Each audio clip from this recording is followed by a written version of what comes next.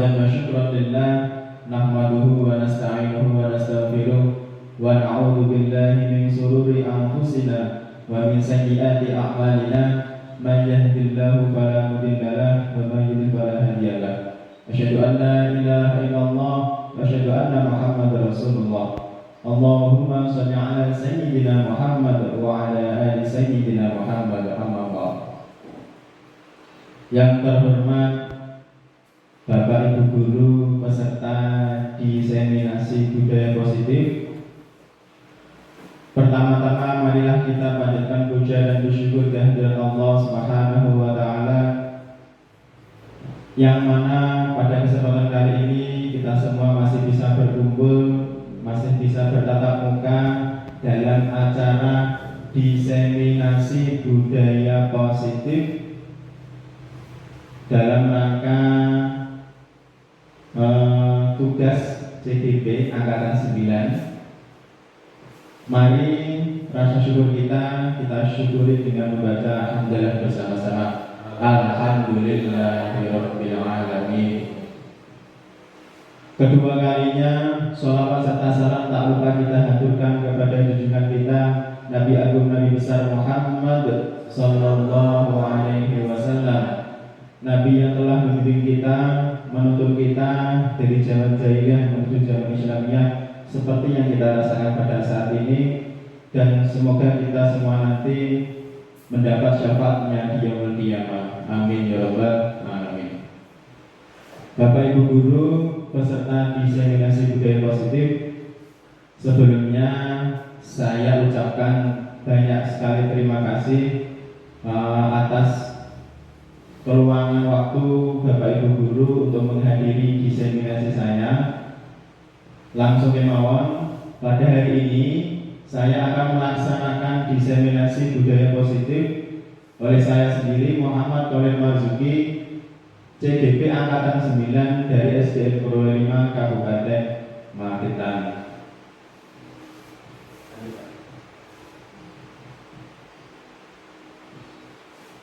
Salam dan bahagia Bapak Ibu Guru semua. Mari kita belajar bersama, berkolaborasi dan saling mendukung demi mewujudkan budaya positif di sekolah kita tercinta ini.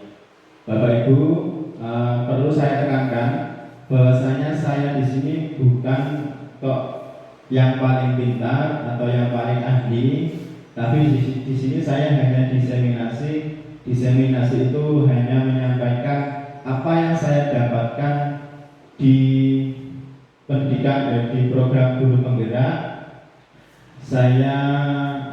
Yang saya dapatkan kemudian saya sampaikan ke Bapak Ibu Guru. Jadi Bapak Ibu Guru nanti mari kita belajar bersama, berkolaborasi bersama. Semoga ada manfaat terutama bagi SDN kita tercinta. Sebelumnya Bapak Ibu, kita ice breaking terlebih dahulu. Coba saya mau mengetes konsentrasi dari Bapak Ibu Guru. Bapak Ibu, jika kemarin hari Rabu, besok hari Jumat. Jika kemarin hari Rabu, besok hari Jumat. Bagus. Terus tangan kita ada berapa Bapak Ibu? Ada 2. Jari kita ada 10. Jika tangan kita 10, jari kita ada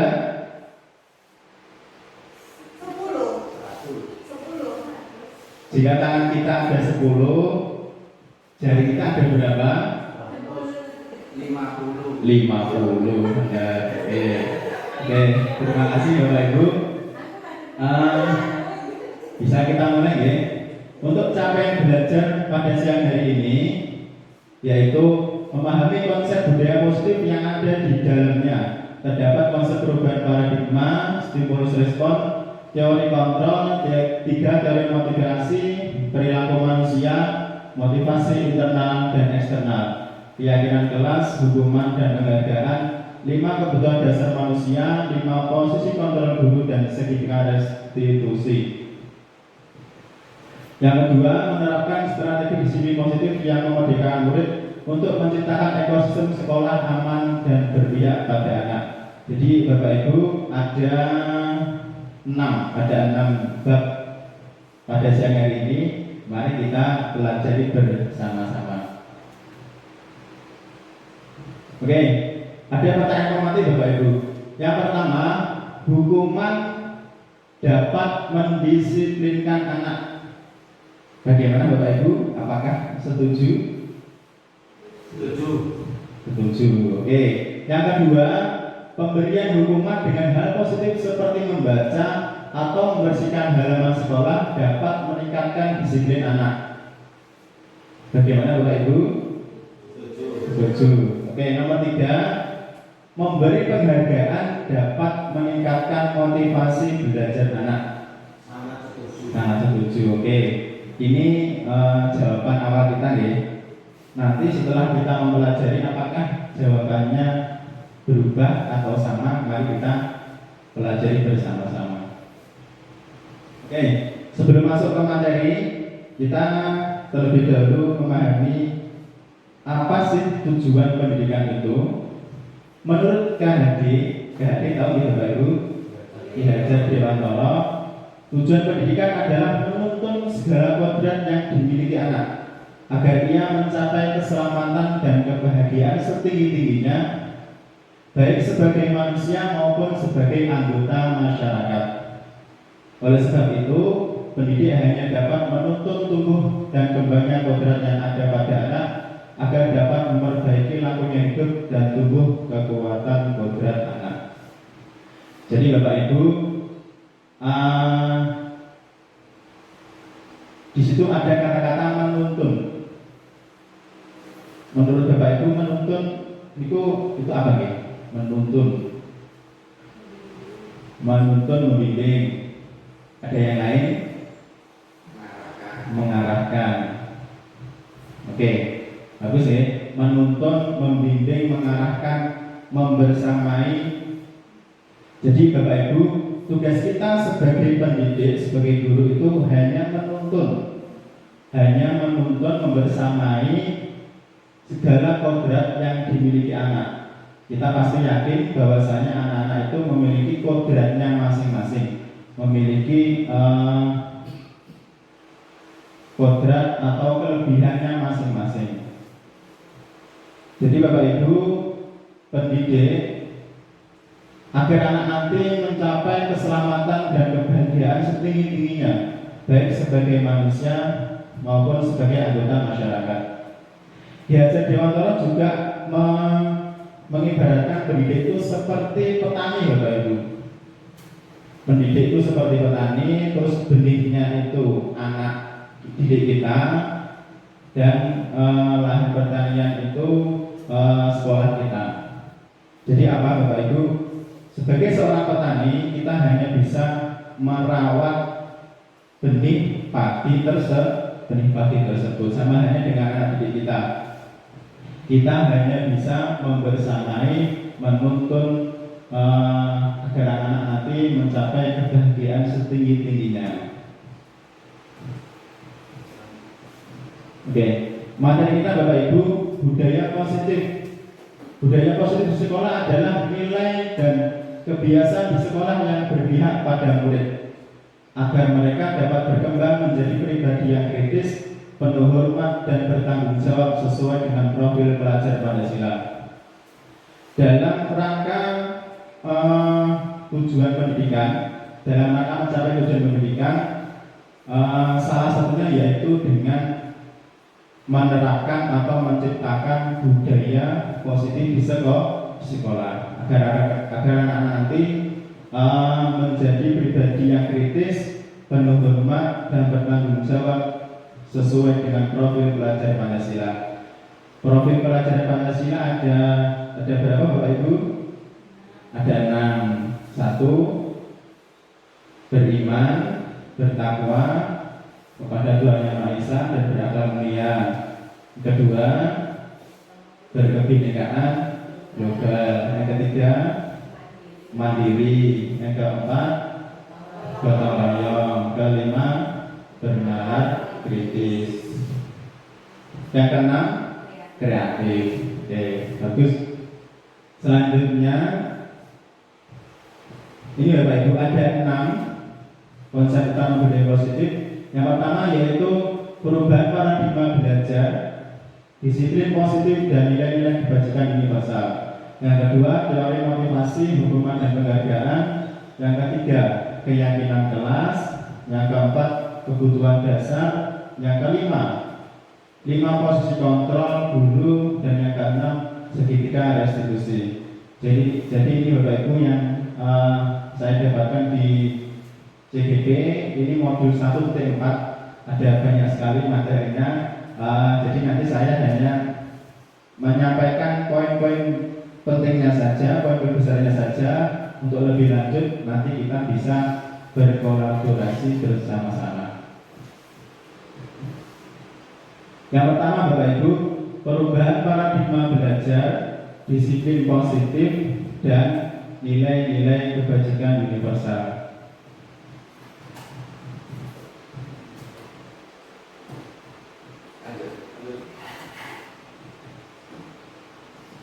Oke, perubahan paradigma belajar Bapak Ibu. Coba kita bayangkan ada A, seorang A, ada seorang B. Seboleh secari kertas, tuliskan benda atau sesuatu yang sangat berharga untuk Anda. Letakkan di salah satu tangan Anda dan genggam benda sesuatu tersebut dengan segala daya dan buatlah kepala. Ini A ya. A ini memegang sesuatu rahasia yang penting bagi dirinya. Terus yang B, teman yang B akan mencoba dengan sekuat tenaga dengan berbagai cara untuk meminta Anda memberikan benda tersebut. B bisa membujuk, mengancam, menghardik, merayu, menyuap, apa saja agar dapat membuka kepala tangan Anda. Apa yang terjadi Bapak Ibu? Apakah si A ini mau membuka tangannya? Tinggal orangnya. Oke, bagus. Jika si A ini tidak mau, berarti apa yang terjadi? Tangannya tidak mau dibuka. Jadi kesimpulannya apa Bapak Ibu? Yang memiliki apa istilahnya? Yang memiliki penuh atau yang memiliki, yaitu yang si A atau yang si B? Si A ya, yang memiliki kontrol. Nah, yang memiliki kontrol penuh yaitu si A. Oke, selanjutnya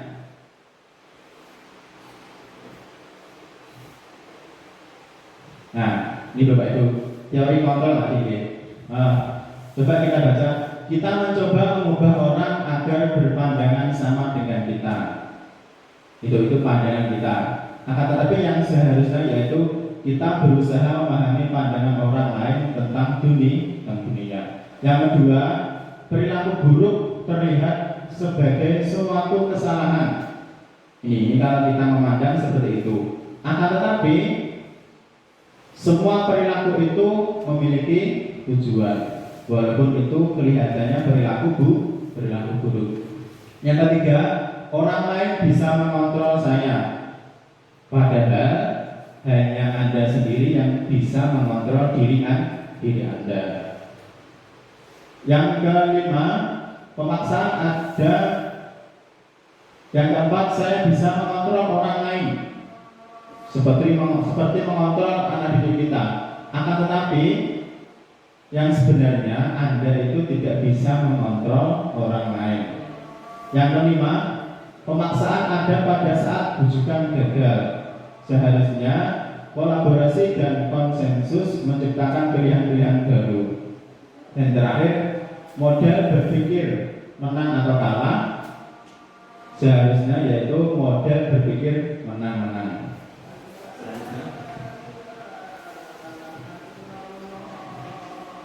Ini Bapak Ibu, dalam membangun budaya positif, sekolah dapat menyediakan lingkungan yang positif, lingkungan yang aman dan nyaman agar siswa mampu berpikir, bertindak, dan mencipta dengan merdeka, mandiri dan bertanggung jawab. Jadi Bapak Ibu, dalam rangka membangun budaya positif di sekolah, mari kita sediakan lingkungan sekolah yang positif, yang aman, yang nyaman, agar siswa nanti mampu berpikir, bertindak, dan mencipta dengan merdeka, mandiri dan bertanggung jawab. Selanjutnya, disiplin positif. Disiplin berasal dari bahasa Latin disiplina, yang artinya belajar. Mana asal dari kata ini berkonotasi dengan disiplin dari murid-murid Socrates dan Plato. Disiplin diri membuat orang menggali potensinya menuju sebuah tujuan apa yang dihargai. Namun dalam budaya kita, ini yang biasanya kita pahami ya, mana kata disiplin telah berubah menjadi suatu yang dilakukan seseorang pada orang lain untuk mendapatkan kepatuhan. Kecenderungan umum adalah menghubungkan kata disiplin dengan ketidaknyamanan, bukan dengan apa yang kita hargai atau pencapaian suatu tujuan mulia. Benar nih Bapak Ibu? Biasanya kalau disiplin itu kita memahaminya sesuatu yang dilakukan seseorang pada orang lain untuk mendapatkan kepatuhan. Seperti hanya kita mendisiplinkan anak, berarti anak-anak supaya patuh. Akan tetapi disiplin itu biasanya berhubungan dengan ketidaknyamanan. Benar ya Bapak Ibu? Jika kita disuruh disiplin, misal jika atau datang ke sekolah jam 7, apakah kita itu merasa nyaman? Biasanya tidak ya. Bukan dengan apa yang kita hargai atau mencapai suatu tujuan mulia. Jadi disiplin itu dalam budaya kita itu berhubungan dengan kata ketidaknyamanan.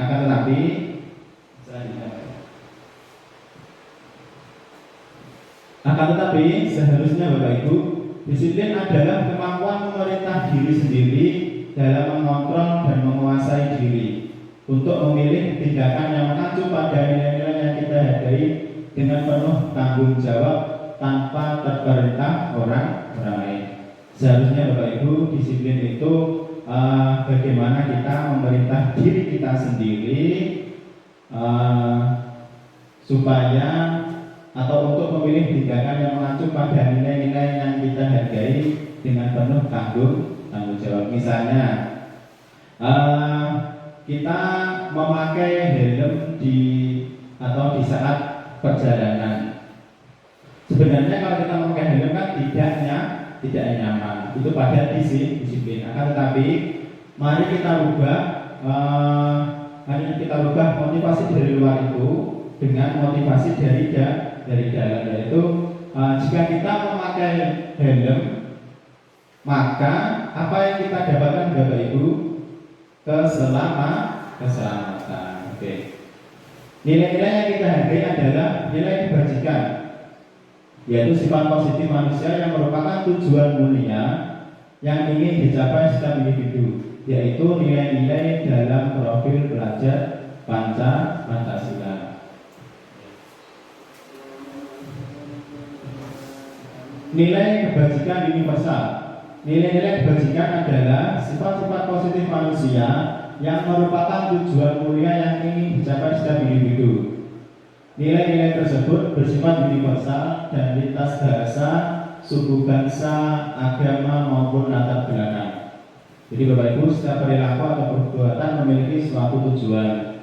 Dengan mengaitkan nilai-nilai kebajikan yang diyakini seseorang, maka motivasi prinsipnya akan terbangun sehingga menggerakkan motivasi dari dalam untuk dapat mencapai tujuan mulia yang diinginkan. Seperti hanya tadi Bapak Ibu, jika kita memakai helm, kalau alasan kita memakai helm itu karena tidak ingin ditilang, maka itu mari kita tinggalkan. Mari kita ganti dengan motivasi intrinsik atau motivasi dalam diri. sehingga menggerakkan motivasi untuk dapat mencapai tujuan mulia yang diinginkan. Kita bangun motivasi dari dalam diri bahwasanya jika kita memakai helm itu demi keselamatan kita sendiri. Oke. Yang kedua, Bapak Ibu, teori motivasi, hukuman dan penghargaan.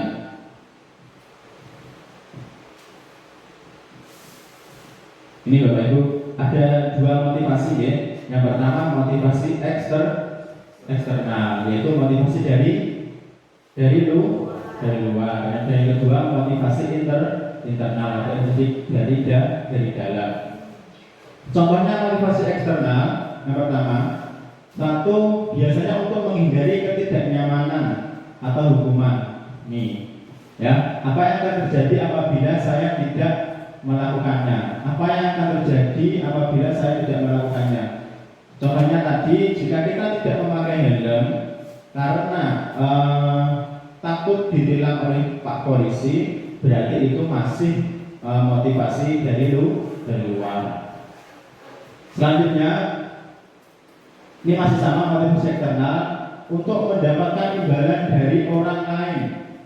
Apa yang akan saya lakukan, yang saya dapatkan apabila saya melakukannya?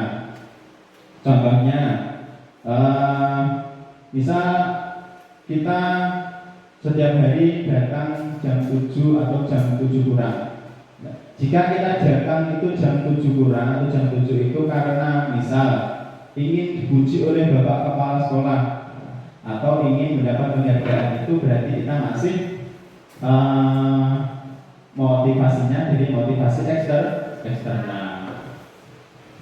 Nah, mari kita tinggalkan Bapak Ibu, kita rubah menjadi motivasi internal, yaitu untuk menghargai diri sendiri.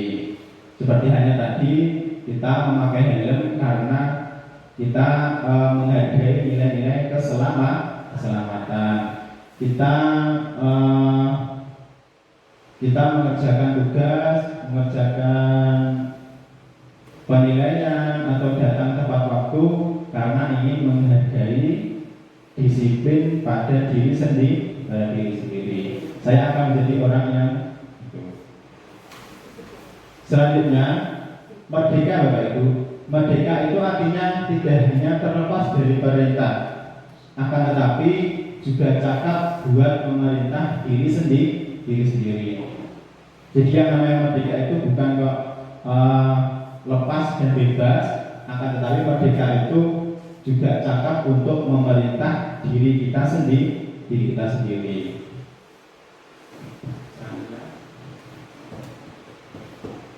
Ini Bapak Ibu, dihukum oleh penghargaan. Ini agak membingungkan jadi ya.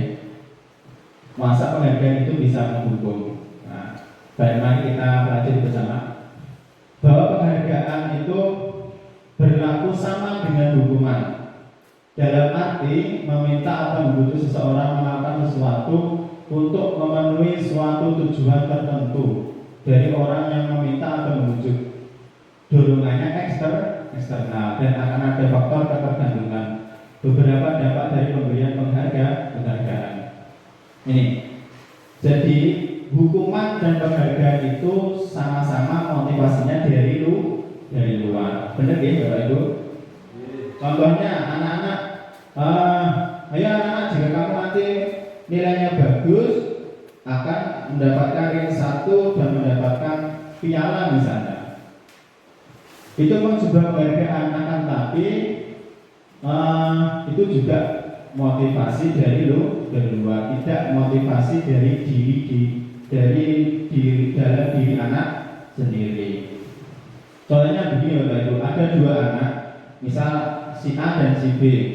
Si A dan si B ini sama-sama belajar, sama-sama pintar. Kemudian yang menjadi juara misal yang si A. Kemudian yang si B, apa yang terjadi dengan si B? Si B ini akan dihukum oleh penghargaan. Nah, artinya apa? walaupun dia itu sudah berusaha maksimal, akan tetapi dia tidak mendapatkan apa yang diinginkan. Karena apa? Karena adanya penghargaan tadi.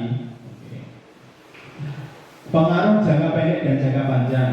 Penghargaan itu mendukung, penghargaan mengurangi ketepatan, penghargaan itu tidak efektif, dan penghargaan itu merusak hubungan.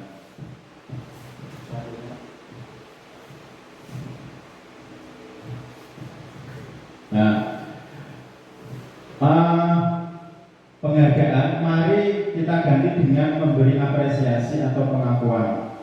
Apresiasi secara khusus, secara pribadi, secara atau kepada semua murid bergantian, atau secara konsisten, dan juga fokus pada proses. Nih, contoh pengakuan atau apresiasi Bapak Ibu. Kemarin saya perhatikan rasa empatimu besar sekali pada saat menolong murid baru di kelas kita. Ini sebuah apresiasi Bapak Ibu. Mungkin kita sudah sering melakukannya, tetapi kita belum begitu paham tentang pembukanya, nilai kebajikannya, dan situasinya. Yang kedua, saya menghargai kepedulianmu. Nah, nilai kebajikannya apa? Kepedulian. Pada saat kamu membantu teman-temanmu di tugas kelompok. Contoh yang ketiga, terima kasih untuk rasa tanggung jawabmu. Pada saat kamu memungut kertas-kertas yang berserakan di lantai. Itu jadi Bapak Ibu contoh kata-kata pengakuan atau apresiasi yang bisa kita lakukan kepada murid-murid kita. Oke, selanjutnya Bapak Ibu, hukuman dan konsekuensi. Ini ada sebuah kasus Bapak Ibu, coba kita baca bersama-sama. Iva kurang menguasai pelajaran matematika, sehingga pada saat pelajaran tersebut berlangsung, dia lebih banyak berdiam diri atau menggambar di buku pelajarannya. Pada saat guru matematikanya Pak Seno menanyakan pertanyaan, Iva menjadi gugup dan tak sengaja menjatuhkan tasnya dari kursi, serta tiba-tiba menjadi gagap pada saat berupaya menjawab. Seluruh kelas pun tertawa melihat perilaku Iva yang bicara tergagap dan terkejut tersebut. Pak Seno pada saat itu membiarkan teman-teman Iva menertawakan Iva yang tergagap dan malu luar biasa, dan malahan minta Iva untuk maju ke depan dan berdiri di depan kelas sambil menunjuk hidungnya karena tidak bisa menjawab pertanyaan Pak Seno. Kelas makin gaduh dan anak-anak pun tertawa melihat Iva di depan kelas memegang ujung hidungnya. Oke, pertanyaan Bapak Ibu, apakah Anda setuju dengan tindakan Pak Seno terhadap Iva? Setuju atau Bapak Ibu? Tidak. Mengapa Bapak Ibu tidak setuju?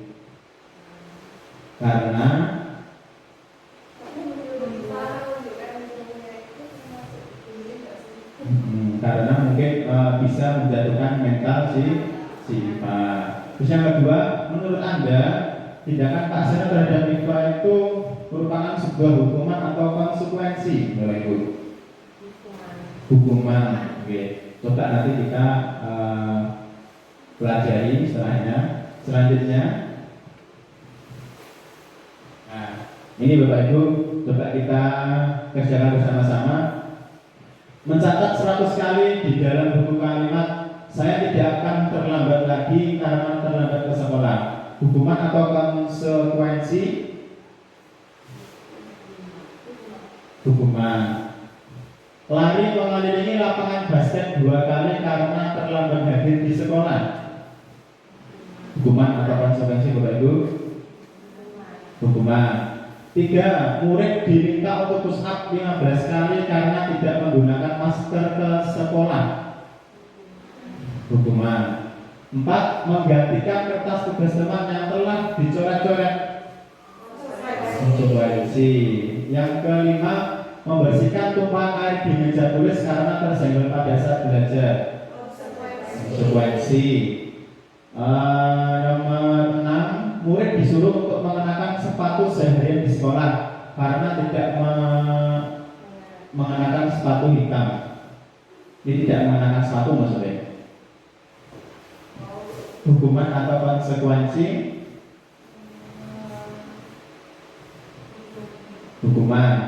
Yang terakhir, lari mengelilingi lapangan basket 2 kali karena terlambat 10 menit untuk pelajaran PJOK. Hukuman. Coba kita periksa bersama-sama Bapak Ibu.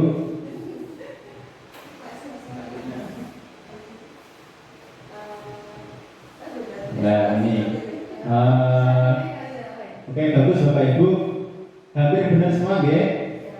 Mungkin yang terakhir ini yang salah. Lari mengelilingi lapangan basket 2 kali karena terlambat 10 menit untuk pelajaran PJOK. Kenapa ini disebut konsekuensi? Karena ini sudah merupakan kesepakatan dari atau pada saat pelajaran olahraga. Ini Bapak Ibu perbedaan dari hukuman dan konsekuensi. Kalau hukuman itu sesuatu yang menyakitkan harus terjadi. Kalau konsekuensi sesuatu harus terjadi. Menyakitkan ya Bapak Ibu hukuman itu. Yang kedua, membuat anak sakit fisik maupun hati untuk jangka waktu lama. Kalau konsekuensi membuat anak merasa tidak nyaman dalam jangka waktu pendek. Misal jika kita menghukum anak-anak Bapak Ibu, mungkin pada saat itu anak-anak akan diam atau menuruti apa yang kita mau. Akan tetapi si anak akan merasakan sakit fisik maupun sakit hati dalam jangka waktu yang lama. Oke, yang ketiga, anak membenci kedisiplinan. Karena dihukum, anak menjadi benci disiplin. Tetapi kalau konsekuensi, anak akan menghargai disiplin. Hukuman itu paksaan. Kalau konsekuensi stimulus tanggapan. Hukuman itu mendorong anak menyakiti diri sendiri. Seperti tadi seharian tidak pakai sepatu, anak-anak akan menyakiti diri sendiri. Kalau konsekuensi mendorong anak agar mudah menyesuaikan diri. Hukuman itu konsep diri yang buruk. Kalau konsekuensi konsep diri yang baik. Seperti tadi mengganti kertas karena menyobek dan lain sebagainya. Anak belajar, hukuman itu anak belajar untuk menyembunyikan kesalahan. Misal jika dihukum, biasanya anak itu tidak akan mengaku apa yang dibuatnya. Itu hukuman. Kalau konsekuensi, anak akan belajar untuk mematuhi peraturan. Yang terakhir, hukuman itu marah, rasa bersalah, dipermalukan, merasa tidak dihargai. Kalau konsekuensi, kehilangan hak, dibuat tidak nyaman, diasingkan untuk sementara. Jadi itu Bapak Ibu, mungkin Bapak Ibu sudah punya gambaran antara hukuman dan juga konsekuensi. Yang ketiga Bapak Ibu, keyakinan kelas.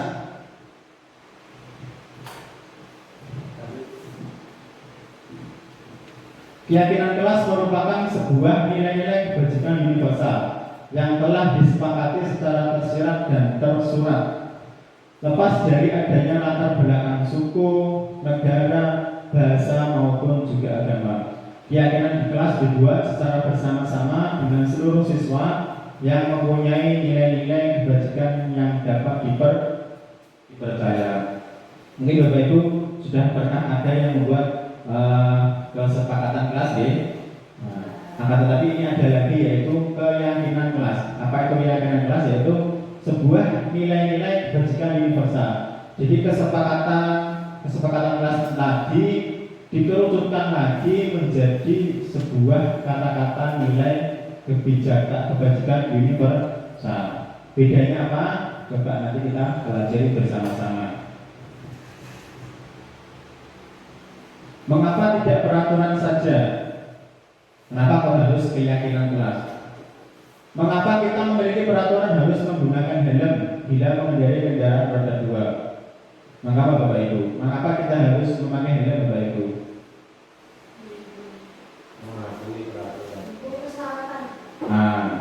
Ada yang karena mungkin takut ditilang, ada yang karena keselamatan. Yang benar yang mana Bapak Ibu?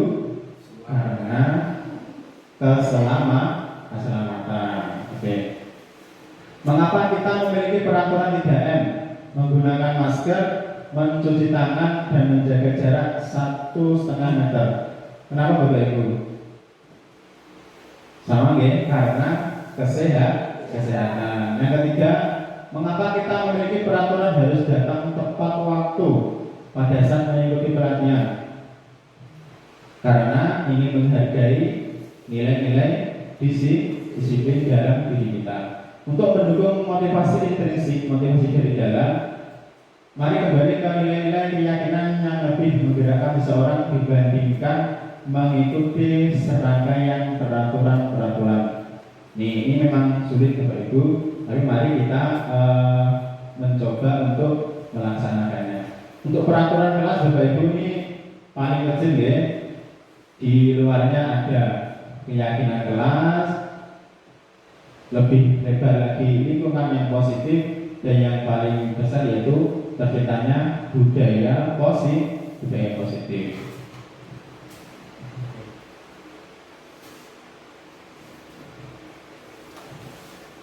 Ini ada peraturan, ada keyakinan kelas.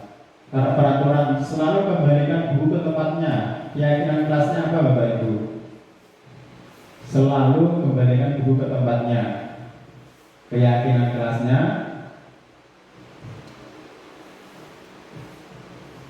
mungkin karena kerapian atau keindahan. Okay. Yang kedua, dilarang mengganggu orang lain. Keyakinan kelasnya menghormati orang lain. Yang ketiga, hadir di sekolah 15 menit sebelum pembelajaran dimulai. Kedisiplinan. Yang keempat, dilarang melakukan kekerasan. Ini juga menghargai orang lain dan juga keselamatan. Dilarang menggunakan narkoba, mungkin kesehatan, berdandan atau menunggu giliran.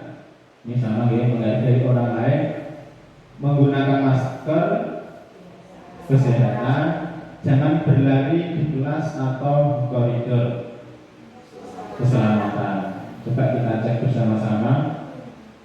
Itu ya, tanggung jawab, menghormati orang lain, keselamatan, kesehatan, menghormati orang lain, bersabar, kesehatan, keselamatan, dan juga keamanan. Baik, selanjutnya Bapak Ibu, kebutuhan dasar manusia. Jadi Bapak Ibu, segala sesuatu yang kita lakukan atau yang akan dilakukan itu pasti ingin memenuhi kebutuhan dasar manusia ini. Ada 5 Bapak Ibu, coba kita lihat. Nih, ada 5 kebutuhan dasar manusia. Kebutuhan setiap orang pasti berbeda. Kita harus berusaha memahami pandangan orang lain terhadap dunia. Setiap orang lain memiliki gambaran yang berbeda. Sama halnya kita dengan orang lain pasti memiliki pandangan yang berbeda. Seperti halnya anak didik kita memiliki pandangan yang lain daripada kita. Ada 5 Bapak Ibu, 5 kebutuhan dasar manusia. Yang pertama, bertahan hidup.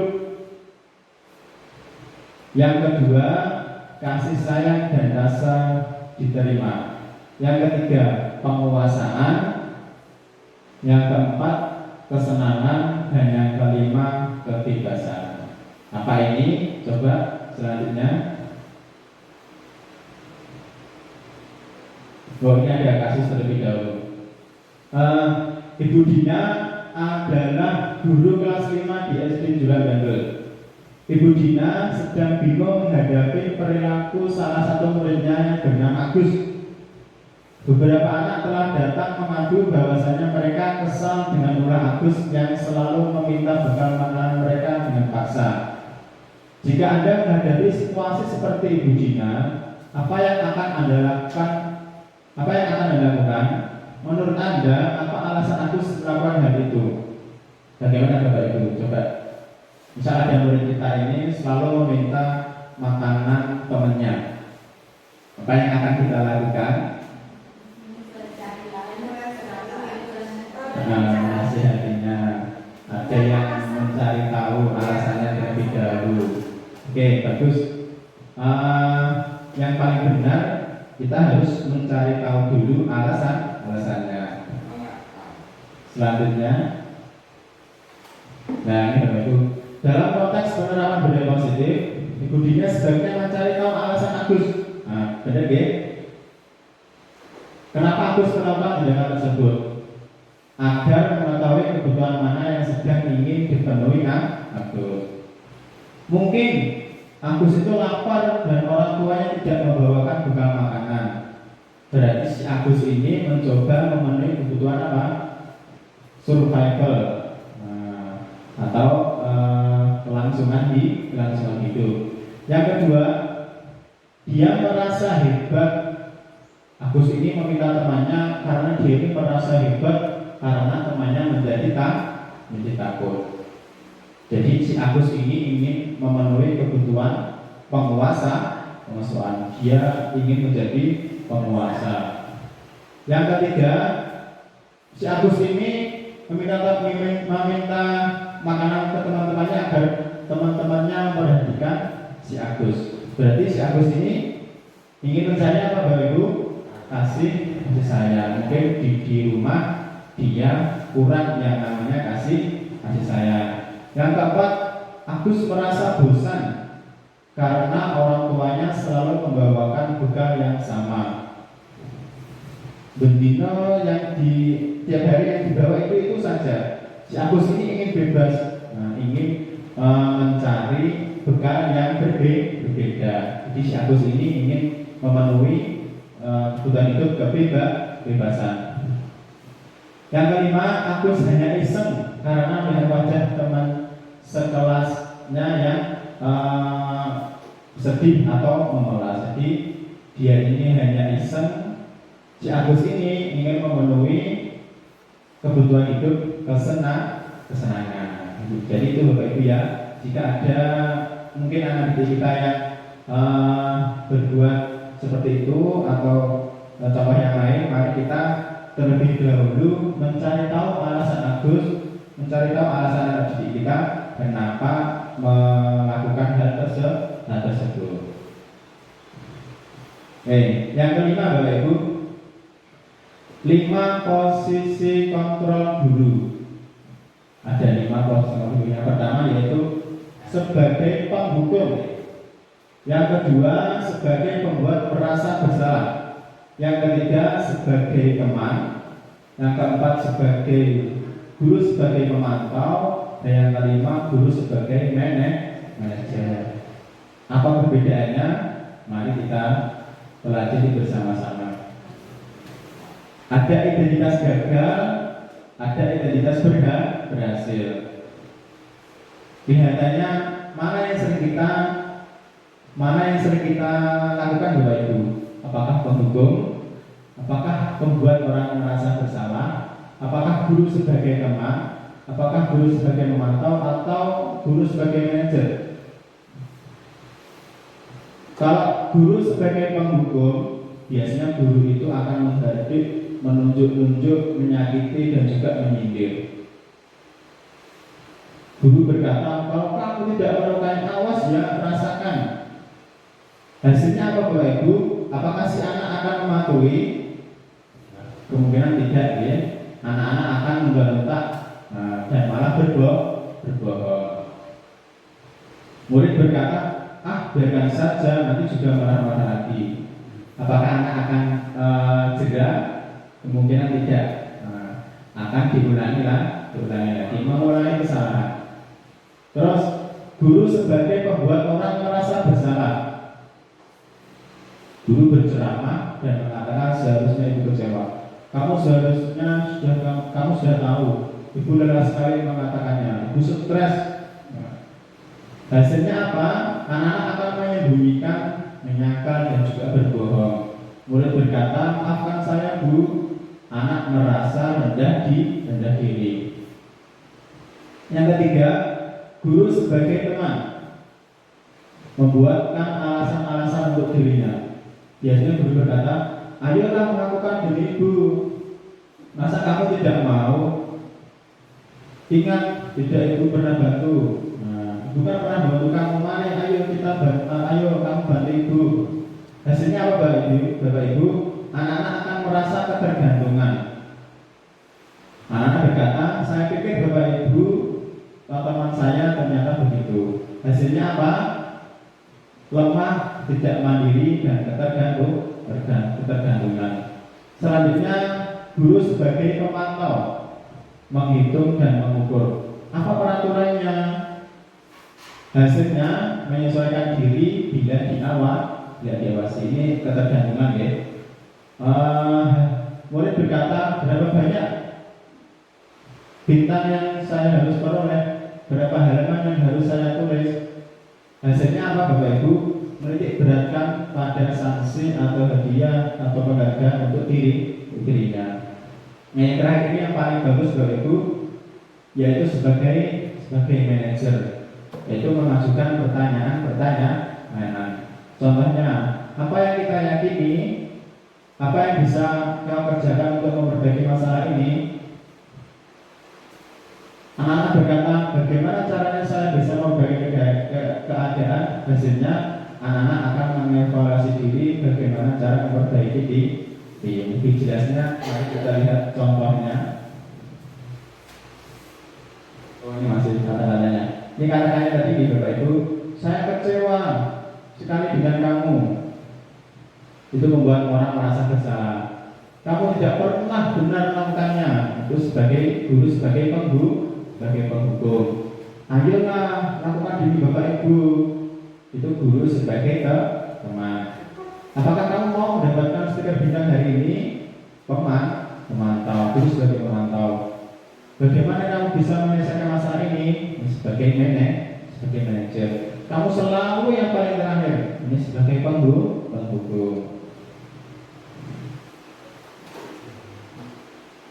Ini Bapak Ibu ada sebuah video posisi penghukum.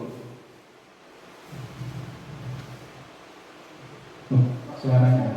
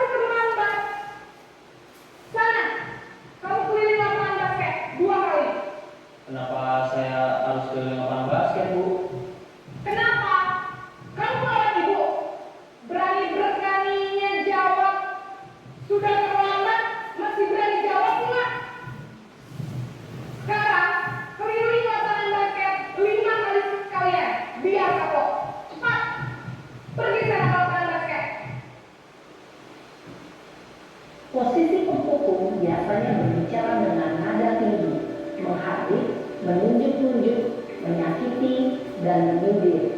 Hukuman bisa berupa fisik maupun psikis. Ibu dan bapak guru hebat. Dampak yang terjadi pada murid ketika guru berada pada posisi penghukum adalah murid cenderung akan memberontak, bahkan menyimpan dendam.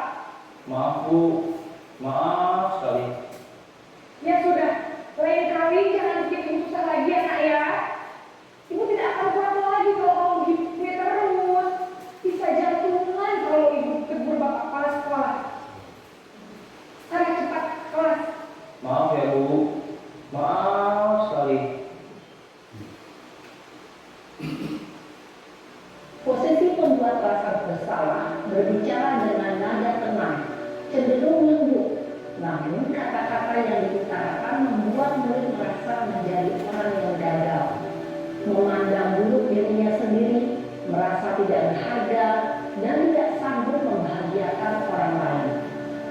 Ketika guru mengambil posisi pembuat rasa bersalah, murid akan menganggap dirinya yang bersalah dan ia akan menyimpan emosi negatif tersebut di dalam dirinya.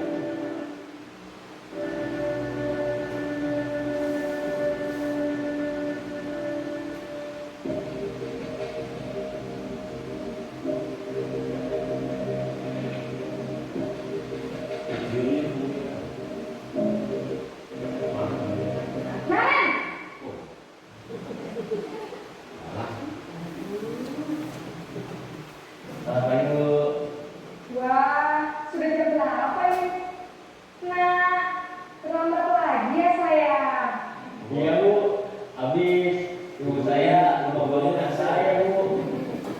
Kamu malah menyalahkan ibu kamu. Kamu bukannya anak yang larinya paling kencang. Kok terlambat sih? Iya Bu, saya memang lambat bangun tadi. Jadi biarpun saya lari kencang, tetap gak kekejar Bu. Ya sudah sana. Nanti lain kali larinya lebih kencang lagi ya. Biar gak terlambat lagi. Bikin seneng ibu. Demi ibu. Bisa kan? Bisa lah Bu. Ya sudah sana masuk ke kelas. Ibu beresin urusan absen kamu. Kamu ini ada-ada saja. Dalam posisi teman, guru berbicara dengan nada suara ramah, akrab, cenderung bersenda gurau untuk menjaga suasana tetap santai. Murid akan merasa senang, amati, dan akrab dengan guru. Identitas yang tercipta adalah identitas sukses atau berhasil. Namun, perlu diingat, karena ini masih dorongan eksternal, maka ada faktor ketergantungan dari murid kepada orang tertentu. Di sini guru absennya, sehingga di lain waktu murid bisa berperilaku baik, namun hanya kepada orang-orang tertentu saja.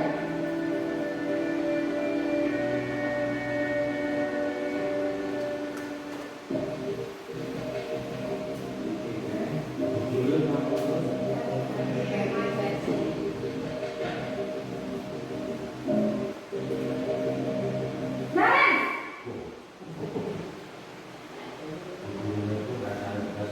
Selamat pagi Bu. Naren, apa peraturan sekolah kita tentang jam berapa kita harus masuk sekolah, nak? Kita harus di sekolah jam 7 Bu. Iya betul, sekarang sudah jam 7.20. Naren sudah tahu konsekuensinya jika terlambat hadir. Paham Bu, saya harus tinggal kelas pas jam istirahat selama 20 menit. Iya benar, konsekuensinya demikian. Jadi nanti jam 9.30 pas istirahat, kamu harus tinggal di kelas, kerjakan tugas tambahan untuk ketertinggalan kamu, ya? Baik Bu. Posisi pemantau mengandalkan penghitungan atau data untuk mengontrol murid. Guru mengarahkan murid berdasarkan peraturan dan konsekuensi.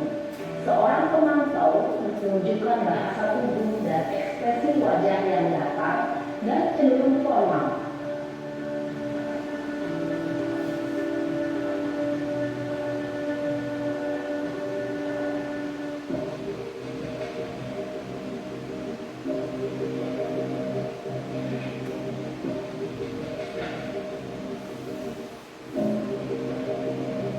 Naren!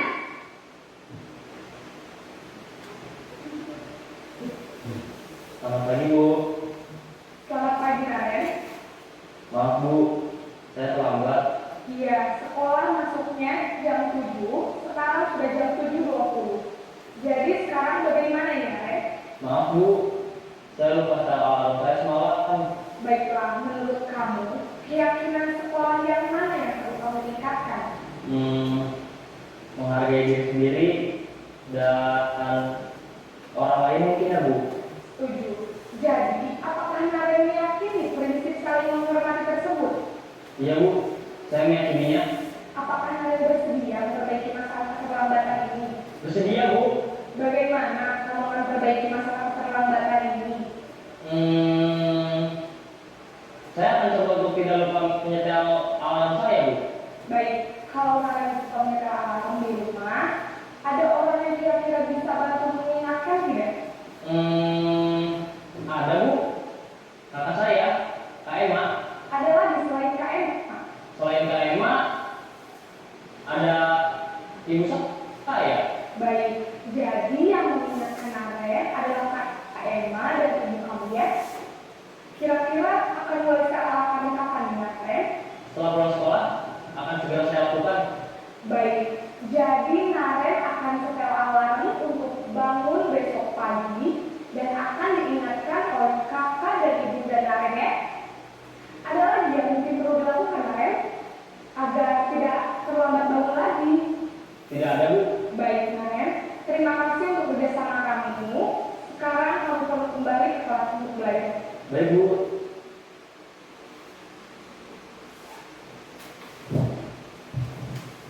Jadi itu Bapak Ibu ya, 5 posisi kontrol guru. Mana sebagai Bapak Ibu yang seharusnya lebih sering kita lakukan? Sebagai manajer. Karena apa? Anak-anak bisa mentalnya tidak down dan juga bisa mencari solusinya sendiri. Yang keenam Bapak Ibu, seketika restitusi. Apa itu restitusi? Restitusi adalah proses menciptakan kondisi bagi murid untuk memperbaiki kesalahan mereka, sehingga mereka bisa kembali kepada kelompok mereka dengan karakter yang lebih kuat. Melalui restitusi, seketika restitusi, guru dapat membantu murid menjadi lebih memiliki tujuan, disiplin positif, serta memuliakan dirinya setelah berbuat kesalahan. Guru juga bisa membantu murid untuk jujur pada diri sendiri dan mengevaluasi dampak dari apa yang dilakukan. Guru juga dapat memberikan penawaran, bukan paksaan. Ini Bapak Ibu, ada 3 tahapan restitusi. Seketika restitusi yang pertama, menstabilkan identitas, dan yang kedua, validasi kebutuhan, dan yang terakhir, menanyakan keyakinan.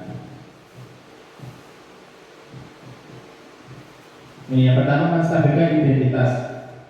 Ini bertujuan untuk membuat anak yang merasa gagal karena berbuat salah menjadi positif terhadap dirinya. Contohnya biasanya berbuat salah itu hal yang manusiawi.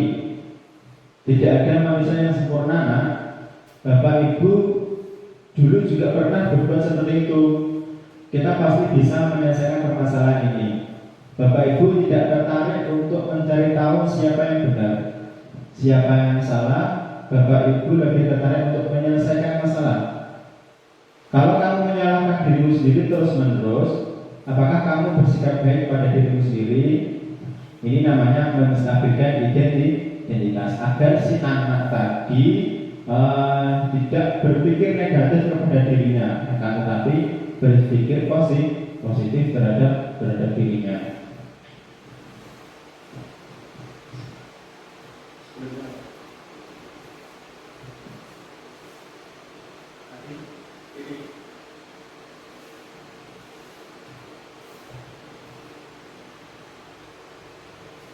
Selanjutnya, nah, yang kedua, validasi kebutuhan. Ini membantu murid untuk mengenali basic atau kebutuhan dasar yang ingin dipenuhinya. Pada dasarnya, setiap tindakan manusia tujuannya adalah memenuhi kebutuhan. Entah itu tadi power atau freedom, kebebasan, love and belonging, fun atau survival. Guru berkata, kamu bisa saja melakukan hal yang buruk, tapi kamu tidak melakukannya. Kamu pasti punya alasan mengapa melakukannya. Ketiga, apa yang penting bagi kamu?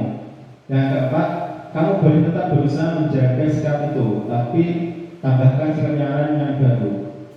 Maukah kamu belajar cara lain untuk mendapat yang kamu butuhkan tanpa harus memukul? Apakah kamu bisa melawan dengan lebih baik besok lagi? Yang ketiga yaitu menanyakan keyakinan.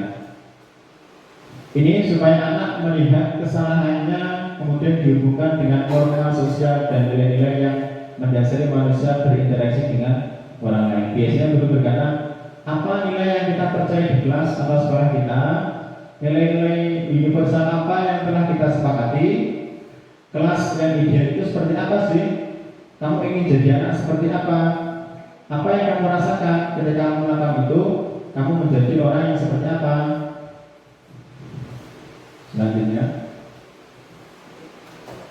ini Bapak Ibu ada kemarin saya sudah melaksanakan video praktik segitiga restitusi. Mari kita lihat bersama-sama.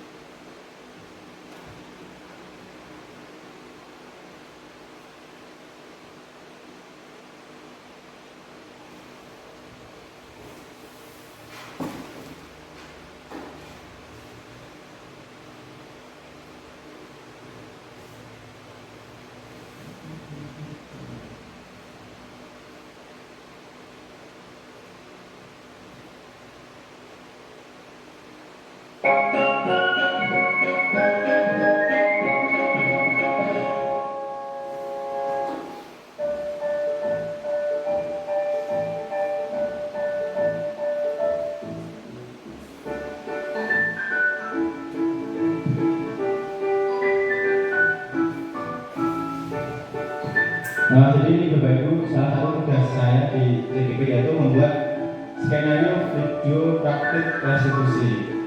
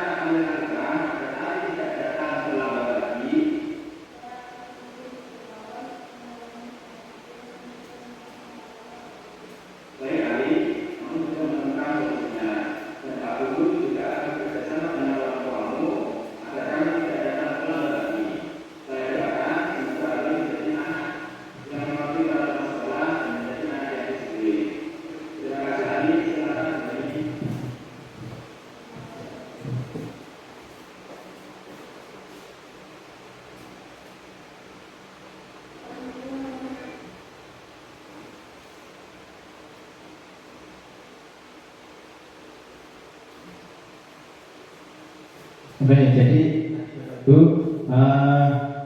video praktik tentang segitiga restitusi. Jadi misal jika nanti ada anak didik kita yang bermasalah, mari kita coba selesaikan dengan segitiga restitusi. Ini Bapak Ibu, keterkaitan dari semua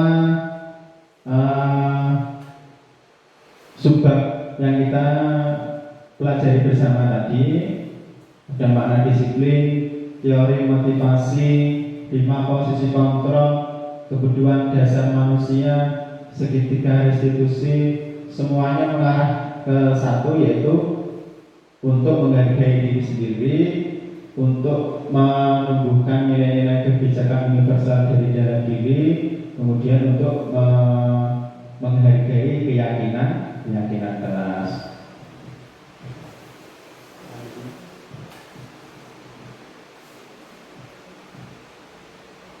Oke, ini daftar bacaan sumbernya.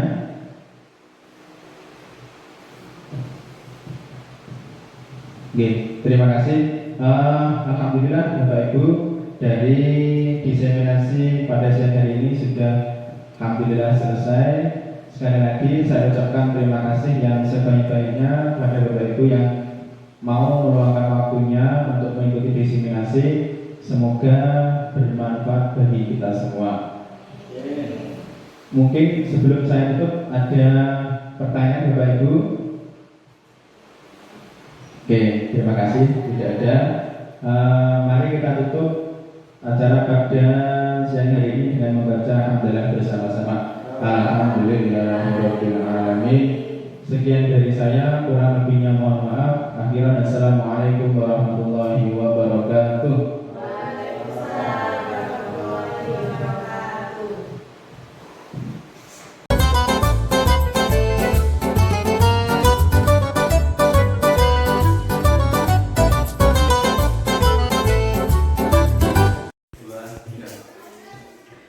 Assalamualaikum warahmatullahi wabarakatuh. Waalaikumsalam warahmatullahi wabarakatuh. Anak-anak, bagaimana kabarnya hari ini? Alhamdulillah, luar biasa. Allahu Akbar. Yes. Oke, bagus. Masih pagi, semangat baru. Bagus anak-anak kelas 6 ini. Oke anak-anak, pada kesempatan hari ini kita akan membuat yang namanya keyakinan kelas. Apa itu keyakinan kelas? Keyakinan kelas merupakan nilai-nilai kebajikan positif yang kita yakini di dalam kelas. Ya, anak-anak tahu peraturan kelas atau peraturan sekolah? Tahu ya, kalau peraturan itu sesuatu yang ditentukan oleh sekolah tanpa ada kesepakatan dengan dirimu. Akan tetapi kalau keyakinan kelas nanti kita akan berdiskusi, gitu. Semuanya mempunyai suara untuk mengutarakan pendapatnya sehingga kita nanti mendapatkan hasil yang maksimal, yaitu apa? Keyakinan kelas. Keyakinan kelas ini berisi tentang hal-hal yang positif. Berbeda dengan peraturan kelas, berbeda dengan peraturan sekolah. Kalau peraturan sekolah itu biasanya ada kata-kata apa? Dilarang terlambat sekolah, atau tidak boleh bermain saat pelajaran. Itu peraturan sekolah. Berbeda dengan keyakinan kelas. Oke, sudah paham ya anak-anak ya? Nanti anak-anak akan menuliskan di sini apa keinginanmu tentang keyakinan kelas. Misal dilarang apa, ya, atau harus apa. Itu nanti kita kalau sudah nanti dicatatkan di sini, ya, kemudian nanti kita ganti kata-katanya menjadi keyakinan kelas. Ini masuk kesepakatan kelas ini ya. Oke.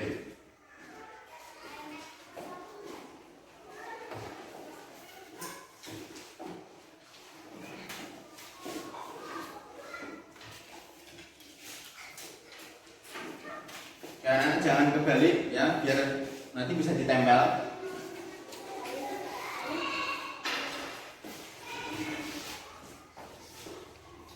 Ayo langsung silakan dituliskan apa keinginanmu tentang kelas kita. Misal tidak boleh apa, entah tentang kebersihan, tentang pelajaran, tentang hubungan dengan teman, tentang hubungannya dengan bapak guru. Satu saja. Atau mungkin ada yang punya dua, nanti tak bagikan lagi.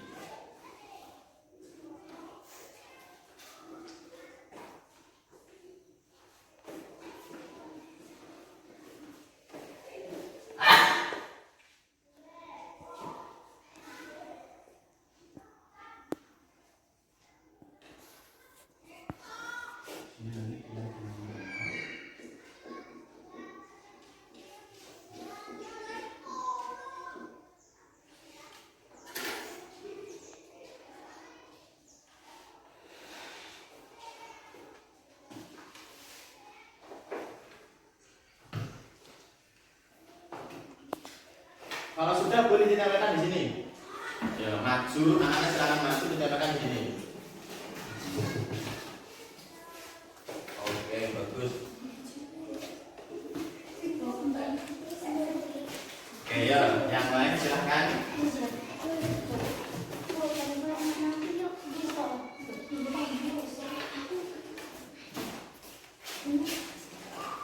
Ayo anak-anak silakan, tidak apa-apa ya. Dalam membuat keyakinan kelas tidak ada yang salah, semuanya benar.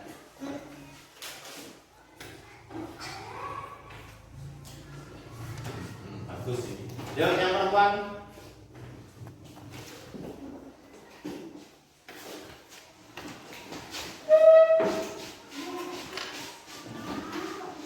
Ini nanti bawahnya satu ini. Ya bawahnya, yang lain bawahnya.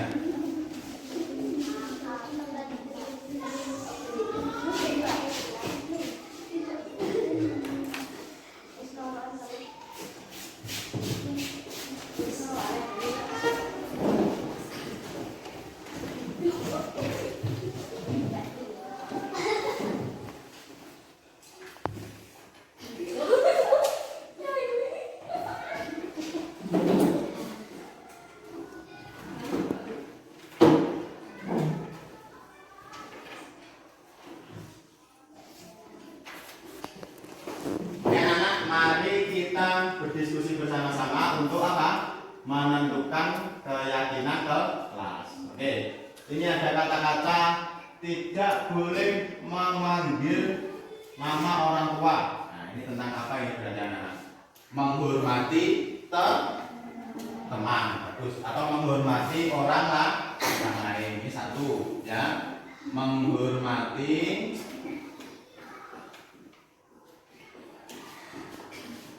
orang lain, ini termasuk.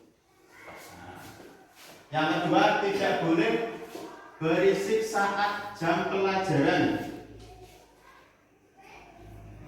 Apa ini anak berarti? Berarti anak-anak ini sama dengan ini ya, menghormati bapak ibu guru. Bisa juga dengan apa? Disiplin. Halo apa anak? Disiplin. Oke, tidak boleh membuang sampah sembarangan. Ini berarti tentang apa anak? Kebersihan. Bagus.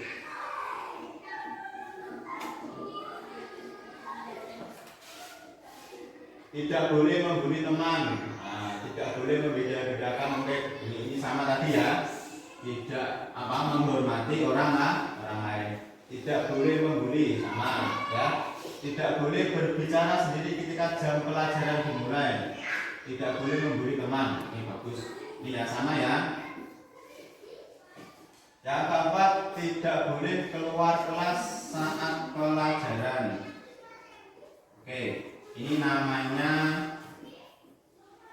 apa nak? Komitmen. Tidak boleh membuli, hati-hati dalam atau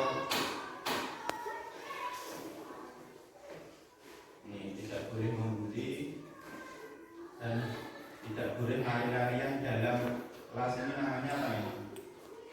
Namanya apa? Keselamatan. Oke anak-anak, alhamdulillah ini sudah kita sepakati. Yaitu apa yang pertama apa? Menghormati orang lain. Yang kedua apa? Disiplin. Yang ketiga kebersihan. Yang keempat komitmen. Yang kelima keselamatan. Bisa juga tadi yang namanya tidak boleh memberi itu keamanan.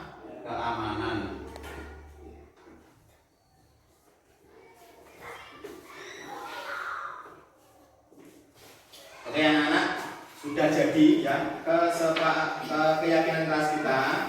Nanti anak-anak keyakinan kelas kita akan ditulis di sini. Kemudian anak-anak nanti maju untuk apa? Berkomitmen untuk bertanda tangan bahwasanya keyakinan kelas ini sudah kita sepakati bersama-sama. Setuju? Setuju ya? Oke, bagus.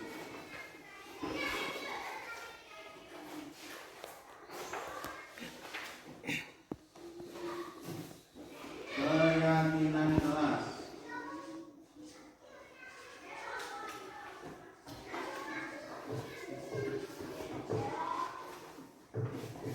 Pertama apa tadi? Menghormati orang lain.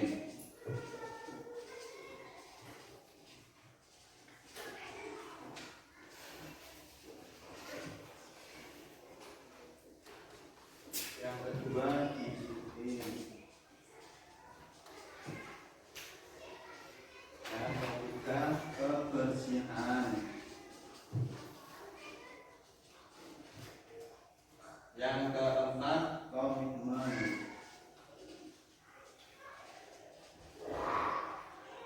Yang kelima keselamatan.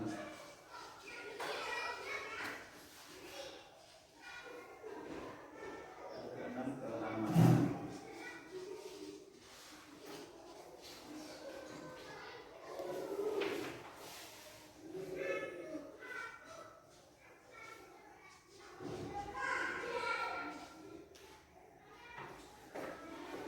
Anak-anak silakan maju ya satu persatu untuk tanda tangan.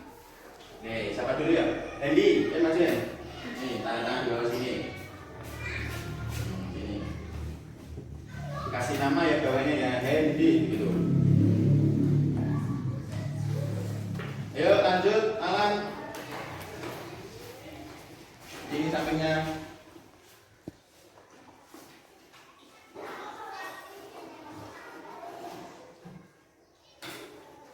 Ayo lanjut, Ali. Disusul yang lain. Ali, Aurel. Ini.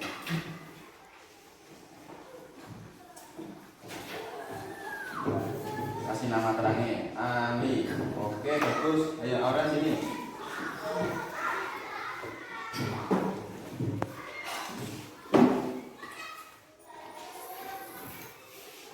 Resti. Ini bawahnya sini Resti. Khususnya atasan sudah punya tanda tangan semua. Yo, Citra.